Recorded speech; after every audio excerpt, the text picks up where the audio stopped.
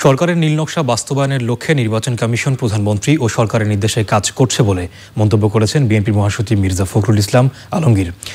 নির্বাচন সংক্রান্ত নানা বিষয়ে যুক্ত হয়ে প্রধানমন্ত্রী নিজেই নির্বাচনী আচরণবিধি লঙ্ঘন করছেন বলে অভিযোগ করেছে বিএনপি। দলের স্থায়ী কমিটির সদস্য ব্যারিস্টার মওদুদ আহমদ বলেছেন, ভোট কেন্দ্রে ভোটাররা আসলে সরকারের পতন নিশ্চিত। পরাগ আজিমের রিপোর্ট। নয়াপল্টনে বিএনপির কেন্দ্রীয় কার্যালয়ে রাজনৈতিক নানা বিষয়ে ব্রিফিং করেন দলের যুগ্ম মহাসচিব রুহুল কবির রিজভী।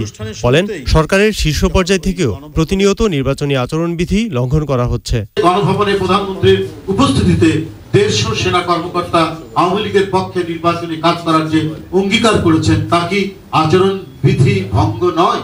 সরকারের সব ধরনের সুযোগ সুবিধা ভোগ করে এবং রাষ্ট্রীয় ভবন গণভবনকে ব্যবহার করে প্রধানমন্ত্রীর এ ধরনের কর্মকাণ্ড গ্রহণযোগ্য নির্বাচনকে বিতর্কিত করে তুলেছে।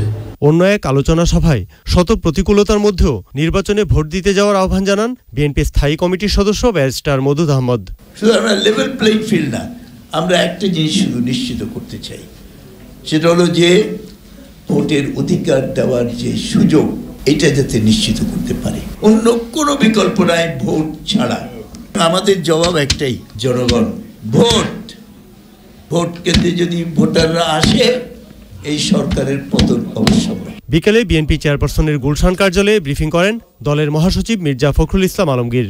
এটা অত্যন্ত পরিষ্কার, এই নির্বাচন কমিশন সকলের কাছে গ্রহণযোগ্য একটি সুষ্ঠু ও অবাধ নির্বাচনের কোনো উদ্যোগই গ্রহণ করছে না।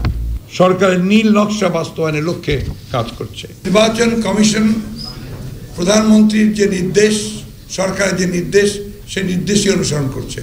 এবং প্রধানমন্ত্রী যে আপনারা বলেছেন যে তিনি যে কথা বললেন, তিনি একটা মাত্র জিনিস ভয় পান, তা একটা অবাধ নিরপেক্ষ নির্বাচন অনুষ্ঠানে তিনি ভয় পাচ্ছেন বলেই এত সমস্ত আয়োজন করছেন নির্বাচনটাকে পুরোপুরিভাবে তারা আয়ত্তে নেওয়ার জন্য।